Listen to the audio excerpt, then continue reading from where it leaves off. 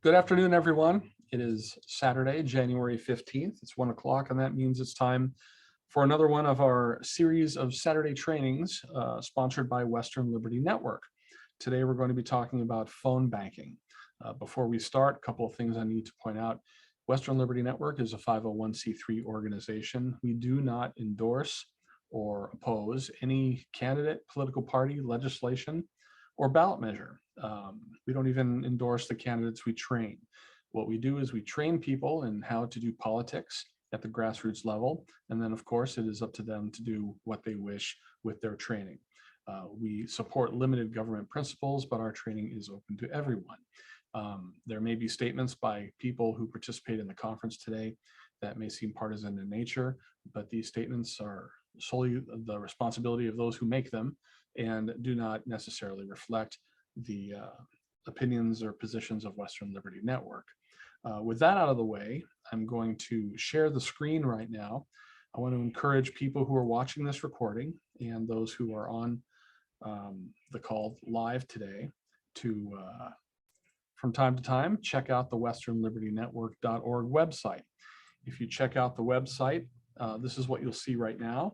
This is the latest promotional information with respect to our upcoming conference. We have our annual conference. This will be our 12th, and this is a good one. We've got Joe Mackey, we've got State Senator Dennis Linthicum, Christina Soltis, a member of Slavic Vote who was elected to the Covington, Washington City Council. Just a lot of great speakers here. It's going to be a great event. If you go here and click here, you will be able to see the promotional flyer. Feel free to download this. As you can see here, the 4 tracks of instructions are how to fight critical race theory and support school choice in your community, how to be effective in the 22 elections, building the conservative electorate, and holding public officials accountable. You can click on this and distribute it to whoever you think might benefit from this training. If you click here, you'll get to see the full agenda. This provides a little more detail in regards to the title, excuse me, of each track, and give you full topics, full titles of the various breakout sessions and what's going to happen through the day. If you want to register, you can do that by clicking here, the Register Now button. That will take you to this screen where you'll be able to buy tickets. It's $89 for the entire day. That includes all of the ups, fees, and taxes. Click on tickets. You'll be able to buy your tickets. Let's see. And we still have hotel rooms for Saturday night. If you want to stay Friday night, you'll have to find another nearby hotel in Vancouver because our rooming block has been sold out. But we do have rooms on Saturday night. And so that is how you can see those things. So going back to the Western Liberty Network website, if you want to sponsor, you can click here and provide a sponsorship. Also, exposition tables are available for $100 each. You can also obtain one of those to have you or your group represented at the conference. If you want to access our training, just go to the training tab and you will see this. You'll be able to go down and download a variety of training documents. These documents are meant to be provided with live training, but they stand on their own. And these Saturday sessions that are recorded, like this one, are always posted here. And here you can scroll down through a year's worth of these Saturday sessions, a variety of different topics. I provide some of the trainings. We have guest trainers who provide others. It's really a great resource. You can learn a lot, not professionally produced, not very glitzy, but the content is solid, and you'll learn a lot if you avail yourself of these free training resources. And as always, if you click on the Support WLN tab, you'll get this page and you can contribute. We like to encourage people to make regular monthly contributions automatically through PayPal. You can do that by clicking one of these options here. That helps us to have predictable budgeting. Or if you just want to make a one-time contribution, we love those too. You can click on one of these over here. So that is how you can support Western Liberty Network. It's how you can also participate in our upcoming annual conference. and that'll be on February 5th. There's a reception with hot appetizers the night before at the conference hotel. It's going to be at the Hilton Hotel in Vancouver, Washington. And it's just going to be a great time. So go to the westernlibertynetwork.org website and get all the details you need. And with that, I will stop sharing. And before I proceed with the training today, does anyone have any questions about what I've mentioned so far? Okay, I see no questions. So what we're going to do now is go into the actual training for the topic today.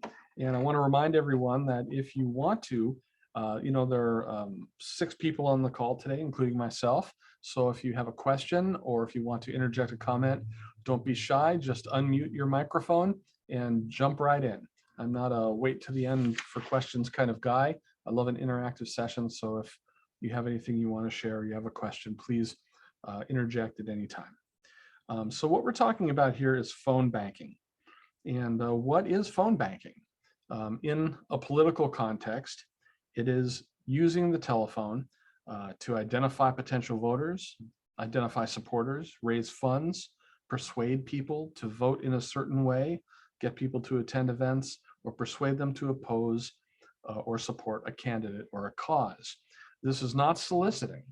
If you are doing phone banking and you are not selling a product or a service, if you are not asking for money or asking for time, then you are not soliciting. If you are asking for money, in some states this is regarded as soliciting, and others it's not if it's for a political purpose. But anyway, when I talk about phone banking today, I'm going to be talking about phone calls made not to raise money, but to invoke some kind of action or to find out some opinion of some sort.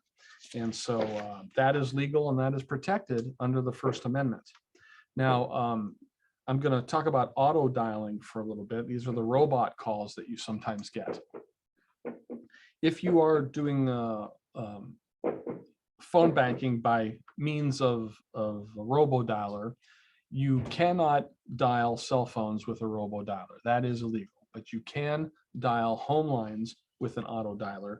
And if you are doing live phone banking, you can call any telephone, cell phone, or land banking. I'm not sure the legal reasons for this or the justification for it, but that's what the law is.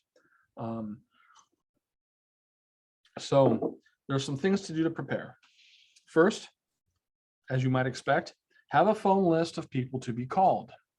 If you are phone banking for a campaign, the campaign should be able to provide you with a list of phone numbers and the names of the people those phone numbers belong to.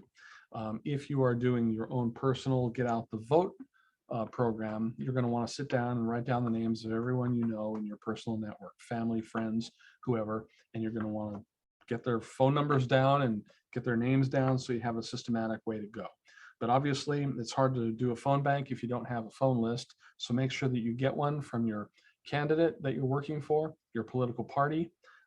Sometimes campaigns are now doing paper lists, but they're also doing these applications that do automatic phone dialing for you on the computer, where they might give you an iPad or a tablet and have you work off of that. We did a little bit of that during the Trump campaign when I worked on the Trump campaign some years ago.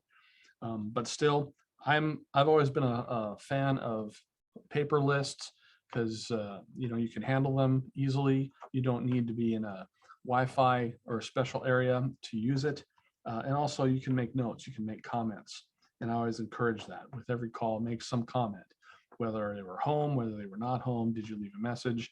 Were they receptive? Did they hang up on you? Whatever it is, it's good to leave a note. The next thing that you need is a script. Now it's important, there's a couple of subtleties when you're dealing with the script.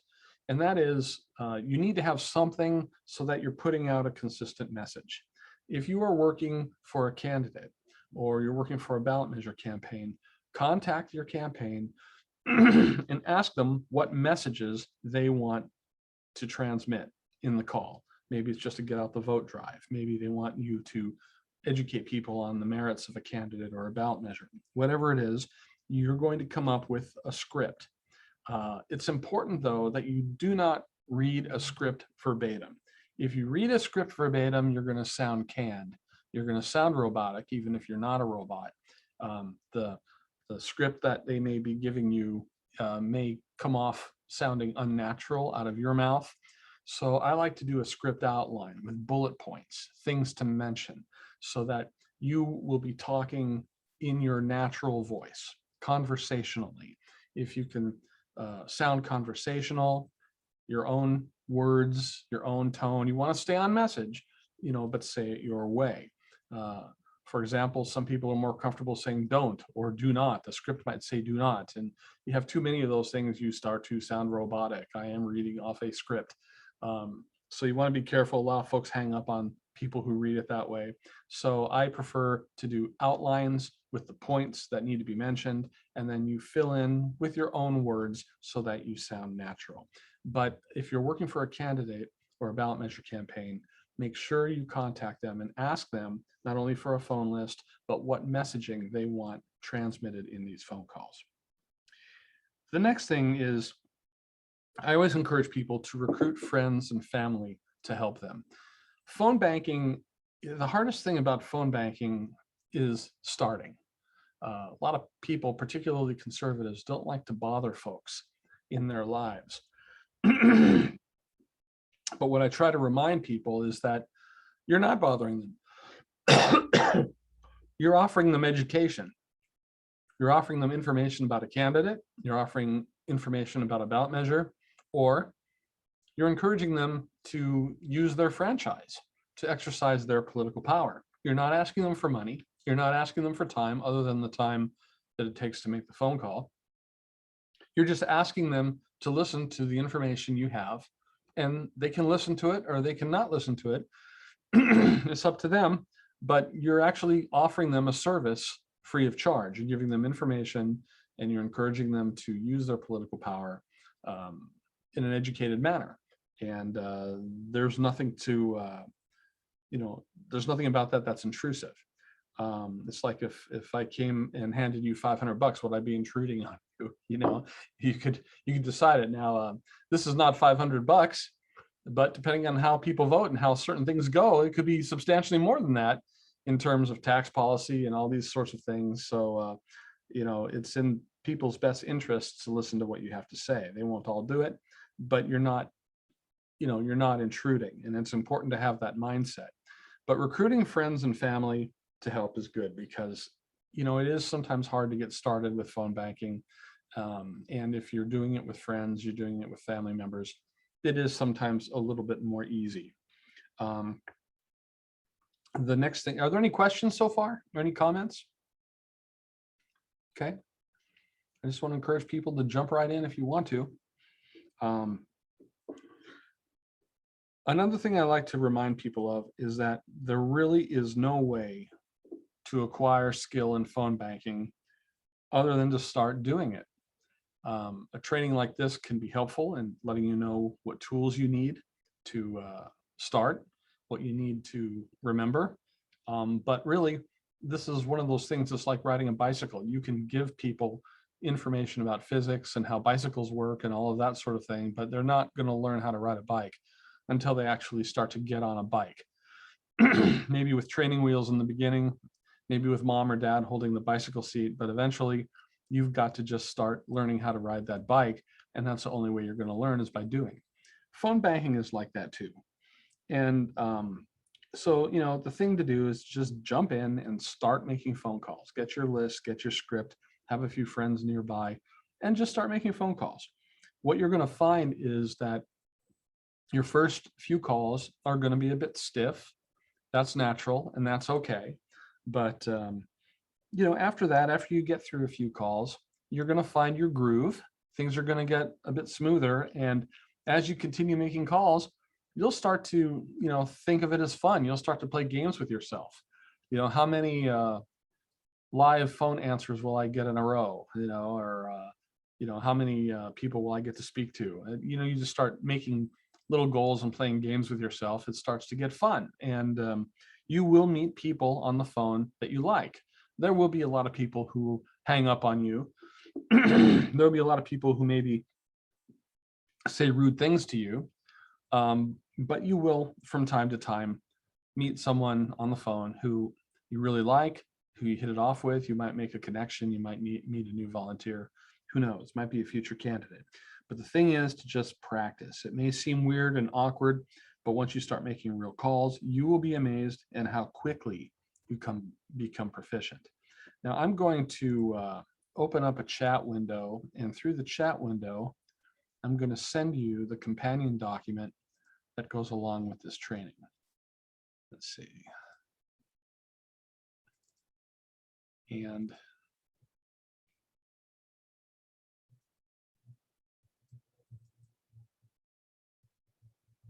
here it is. Okay.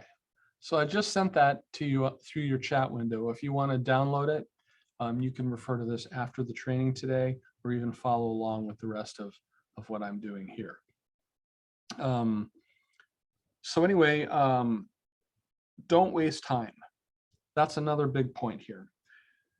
Once you start making calls, keep your conversations brief, just long enough to do the business you need to do. Remember that when you're phone banking, your objective is to get your message out to as many people as possible. It is a numbers game, and time, is a limited asset. Now, when you're calling, there'll be people who you like speaking with, who want to know more, and then you start to share stories and get into conversations. Don't do that while you're phone banking. If you hit it off with someone that you're talking to and you find you might be getting into a conversation, just say to them something very politely. Listen, I'm loving this conversation, but I've got a bunch of calls to make. Can I call you back later on my own time? Okay. You can do that, but make sure that when you do contact them socially, individually, personally, that you remind them that you're doing so personally and not necessarily on behalf of the campaign.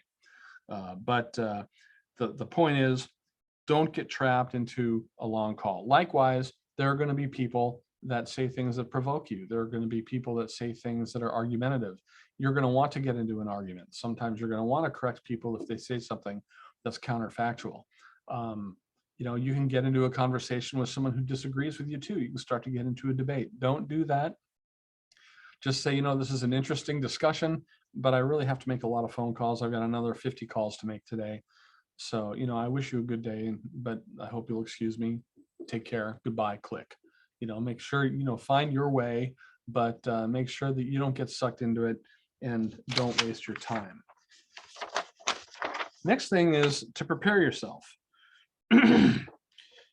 When you're making phone calls, make sure you have a quiet environment to work with. If you are working from home, make sure that you have a room where kids running around aren't going to interrupt you, where there will not be a barking dog in the room. Make sure you've got your script ready, you've got pencils to take notes, you've got everything you need on hand. If you are using your personal cell phone to make the phone calls, or if you're using a wireless rechargeable phone, make sure that they're fully charged up before you start to call. Just make sure that everything about it, make sure you've got some coffee or something to drink with you. I've got iced tea here and I've got coffee here. Everything you need to be comfortable. Just prepare yourself, and that way you'll be able to sit for longer without getting up to take care of problems. And this next point may be the most important point of all. And it's hard for people because we're social creatures, and we are generally nice people. But this is important. Whatever happens on the phone, do not take it personally. There will be people who are abusive to you. There will be people who just hang up on you. And it's not fun to get hung up on. And it's not fun to be on the phone with someone who is abusive to you. And I've seen activists, who are new to phone banking. They'll make a couple of calls, things will go fine, but then they'll hit a really abusive phone environment, and they're shaking afterwards. And they don't want to make calls, and they get gun shy. And if you get 2 or 3 experiences like that, all of a sudden, you think maybe phone banking is not going to be for you. People who this happens to, make the mistake of taking things personally. Remember that the people that you're calling don't know anything about you. They don't know about you, your life. They don't know your kids if you have kids. They just don't know anything about you. And the reason why they're abusive on the telephone, who knows? Maybe they're in a bad mood already. Maybe they had an argument with their spouse or significant other. Maybe they're just in a stressful time of their life. Who knows what it is? They all say be kind to people because they're all fighting some battle that you know nothing about. And that's how you should look upon it when someone doesn't treat you respectfully or kindly on the phone. This is not about you. Probably 5 minutes afterwards, they probably don't even remember your name or why you're calling. Let this roll off of you the way water rolls off of the back of a duck. Do not take it personally. And like I say, you won't always have this experience. There will be people who you get along with, people you get into a vibe with, people that are glad that you called. Thank you for calling. There are good experiences too. But when you have a bad experience, and you will have bad experiences if you phone bank long enough, is not to take it to heart, not to take it personally. Just say, boy, that was interesting, and just go to the next call. Or maybe if you're with some friends and you're phone banking with some other people, let them know what happened. They'll support you. It's not you. It's really not you. And I spend a lot of time on this point because, I'm a political activist and have been so pretty much since I was a kid. And so even now, when I do phone banking and I get an abusive response or a hang up, I don't like it. I get a little twinge of adrenaline and it's not fun. So, even for a hardened veteran like me, I still feel that, and you will too. But I get through it by just reminding myself, what? It's not personal. They don't know you. And this is nothing personal against you. If you can do that, if you can have that shift in attitude, you are capable of doing anything. You'd be capable of doing phone banking. You'd be capable of doing sales. You'd be capable of doing fundraising. It's just once you get over the hump of doing a service for somebody and not taking it personally if they don't recognize it as such, and then just going on the wings of angels, you're going to be fine. And you're going to be able to do a lot of things in politics. Politics is a confrontational activity. And, and when there are confrontations, there's sometimes conflict, and just know that going in, and you're going to be okay. Are there any questions at this point? I see Judith shaking her head. Okay, very good. And then the final point is when you are canvassing with other people, maybe you're canvassing in a room and you're all there together. Maybe you're all in your homes and everybody says, let's make phone calls Saturday between 10 a.m. and 5 p.m. Whatever it is, I find that it is very important that you have some kind of a gathering or a party, maybe a pizza party. It doesn't have to be a big deal. Party at somebody's house, go to a restaurant, something, and celebrate what you have done. This is very important because you need that positive reinforcement. The other people who are doing the work need that positive reinforcement, and you will learn from each other. As you are celebrating, you will share stories. Oh, I talked to this person and they said this. Oh yeah, what did you do? And, what you find is a lot of cross-pollination, and activists are able to build camaraderie and share stories and share experiences, and that helps to improve everybody's skill. And also it's a lot of fun. It's good to celebrate that you've accomplished something. It's sets the stage for accomplishing something next time, for doing the next project. And so it's important that you have fun and interact with your team after the calling campaign is finished. So with those 8 points, that is my training session for this topic. Are there any questions or comments about anything before we call it a day? I see Ginger here. I see Karen. I see Donna. I see Judith. I see Jonna. I see Donna here twice, actually. It's logged on twice. Okay. That was good. What was Thank that? you. That was good. Oh, thank you very much. Yeah. Yep. Pretty cut and dry. Okay. Yeah. Well, thank you. And I hope that all of you will be able to make it to the conference on February 5th. Just point your browsers to westernlibertynetwork.org. So with that, we'll call it a day. I want to thank you very much for attending, and those viewing the recording, thank you for viewing the recording. And we'll do another training next week. God bless. Thank you. Thank you, Richard. Bye-bye. Thank you very much. It was very nice. Thank you so much. Thank you.